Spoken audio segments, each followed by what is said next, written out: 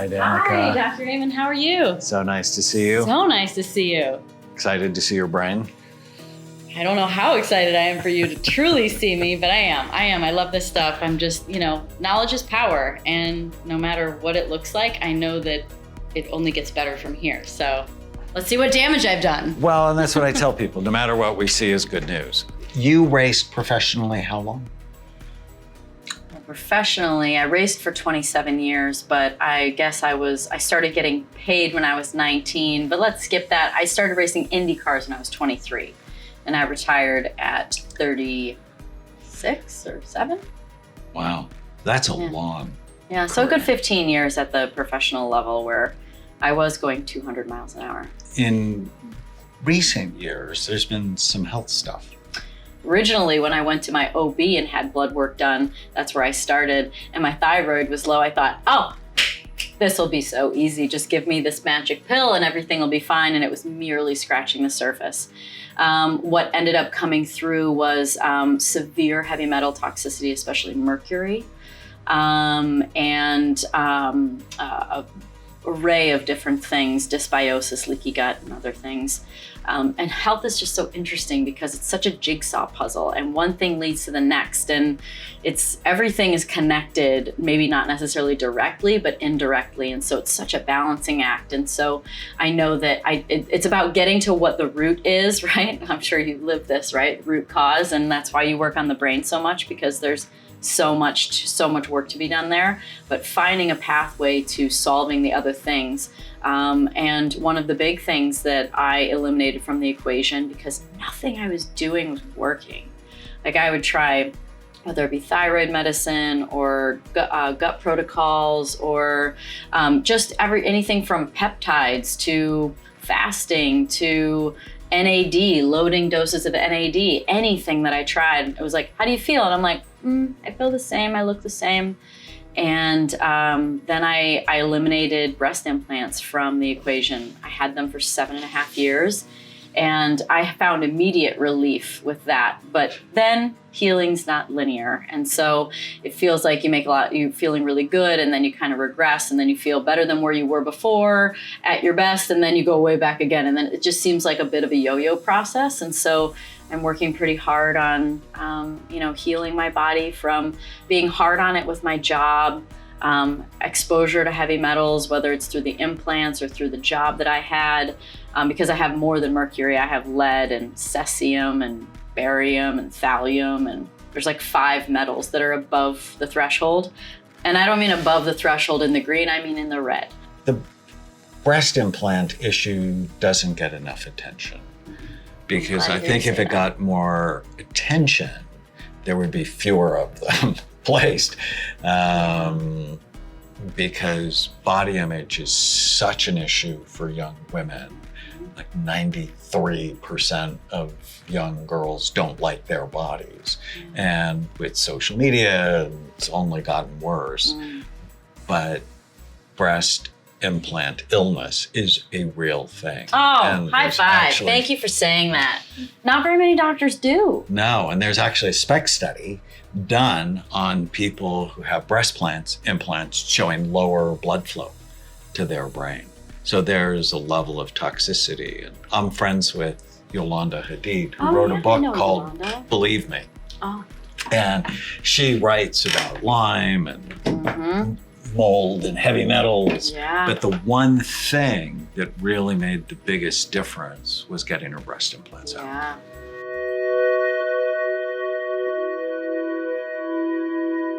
Let's look at your brain. Okay. SPECT tells you 3 things. Okay. Good activity, too little, or too much. And then my job, is to balance it. So if it's low in activity, we want to stimulate it. If it's high in activity, we want to calm it down. The image on the left is our resident example of a really healthy brain. There are not that many people in the world that have a really healthy brain. Just make a list of 10 of your friends, and it becomes crystal clear. So the top left image, we're looking underneath the brain. The top is the front part of the brain. The bottom is the back. The bottom right image, we're looking down from the top, and then one side, then the other side, that's that head injury. This is the cerebellum back here. These are the The little booty, lobes. the booty of the brain. The booty of the brain. The images on the right, blue is average activity, red is the top 15%. Okay. This is really active. White is the top 8%. And it should be here in the cerebellum. That's why it's not my brain yet. It's not white enough. Here's your brain. For what you have been through, you have a stunningly beautiful brain. Man, When it's I'm smooth. like, That's mine on the left? That's me? this is you. It looks like the one that you just showed me, kind of. It does. So super healthy. Okay. So you have a beautiful brain. When you leave here, I want you to go, despite the fact that I had a couple of concussions, because I live mostly a healthy life, and I've really been working hard to feel better. Yeah.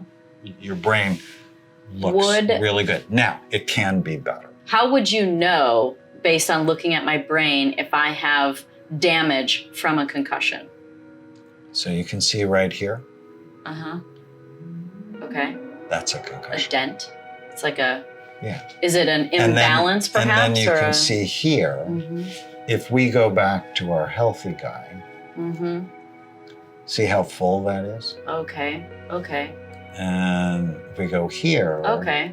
it's sort of like it got pinched. Okay. Yeah. And your temporal lobes, they're these guys here. They sit in a cavity. It's called the middle cranial fossa, the temporal fossa, right here. And it's surrounded by bone and sharp bones. And so at some point when you hit the wall, Design. even with a helmet on, right? Yeah. Because what do the helmets do? Absorb some of the energy. Absorb some of the energy, but still inside your brain does this, because your brain is not anchored inside, it floats in water. So going 200 miles an hour and then stop, your brain is doing this.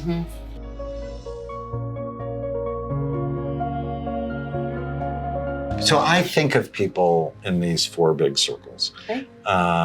So you have a biology, so that's your brain and your body that you've been working really hard to heal. You have a psychology, your mind. You want to train it to help you rather than hurt you. There's a social circle, which is your relationships.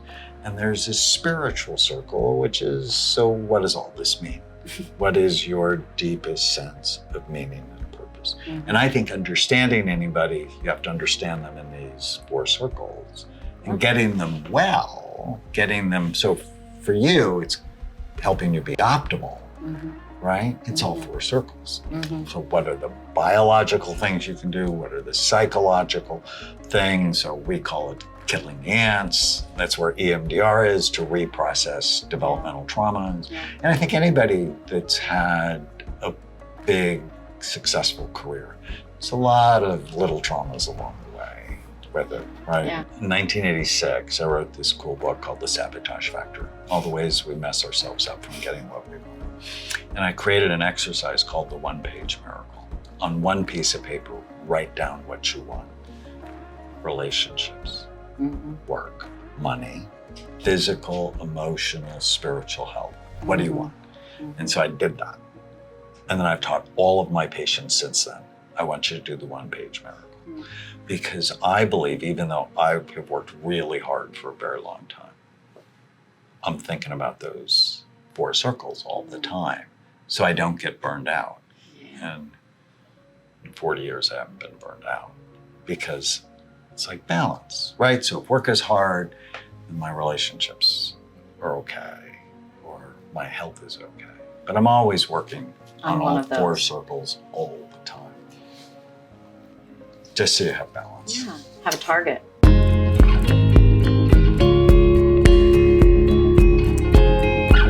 From a bright mind standpoint, what are the things to do? So blood flow, there's some supplements we can talk about. Hyperbaric oxygen, I'd be a huge fan of that for I you. have one at home. I literally have it in my bedroom. I would use it. How many times have you been in it? I only used it after surgery for like a week, and then I used it the week before my marathon. I guess I don't know the value of sporadic use, because it's a soft chamber, so it's just the. I'm a huge fan. Okay, of that. so But I any would is go good? in 40 times. See, that's what I mean, and that's overwhelming because I leave literally every week at some point for, Yeah, so do it once or twice a week. and that's good. And that's awesome. Okay, all right, great. Yeah, and just go target 40. Okay, I have it Because in my your bedroom. brain is awesome, Yeah. but it could be more awesome. Okay, great. For toxins, you know, you have your own relationship with alcohol and caffeine. You're not drinking so much, I'm like, you need to stop. And how much caffeine do you drink? I probably drink, let's just call it 2 cups a day. Do the other things right. If you could make one of them green tea, that would even be better. Okay, great. Because What green about tea matcha? has caffeine. What about matcha? Does that substitute? Matcha could Is be it, better still. Matcha's even better than green tea? Great. No, green tea's the best. Because of the theanine. Oh, yeah. Questions? What would you recommend the highest for brain health overall? Like if there was sort of like a master tablet, like if there was the 10 commandments, but maybe there was 5 or 3 or 1, like what So is these the are the most 11. healing? These So are I the 11? think of bright minds, Yeah. blood flow. Mhm. How are we going to get you even better blood flow? Mm-hmm. So exercise, Mhm. which we're already doing. Mhm. Hyperbaric oxygen. I'm a huge fan Mhm. of that. Foods that increase blood flow, like beets, cayenne pepper. Mm. I mean, if you go, okay, 3 things. Brain envy. You got to care about it.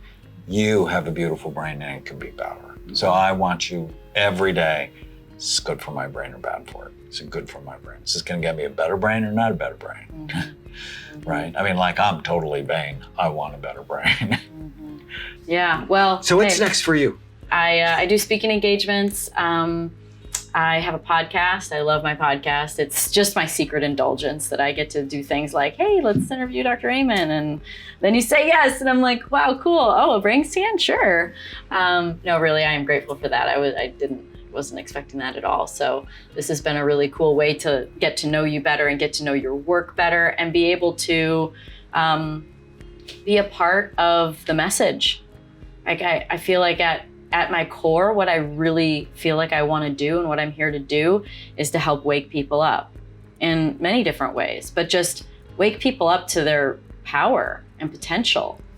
And this is a huge one. I mean, your brain is the key to, it's the operating system. And so learning how to take care of that better, to operate better, like who the hell wouldn't want that? What a joy. Thank Let's you. be friends. Thank And you if for the there's good any- news. And the even better news of what I can do to live to, apparently I need to reestablish my goals from 120 to 140. Would you say so? Jared Kushner thinks he's living forever. So he said, like, his generation's either the last one that's going to die or something. I don't know. I don't know if I want that. I watched the I show would called know The Good Place, which is a really fascinating show. Did you ever watch The Good Place? Yeah. I loved that. You don't want to live forever. It gives no meaning. It's like, what is it? Amor fati, I think is the saying. I might be getting it wrong, but Ryan Holiday, who writes about the Stoics and Stoicism. Oh, I love And Ryan. you have to give, like, death is what gives life meaning. So it's okay to die. You want to get to an end point, essentially, or a transition point, a transcendent point, depending on what you believe. But you want to be able to, and these are the words more of David Sinclair, you want to be able to live really, really well and then have it end. You don't want to have a decline through your whole life. You just want to live a really great, high quality life until the end comes. And you have a choice. Yeah. Which brain do you want?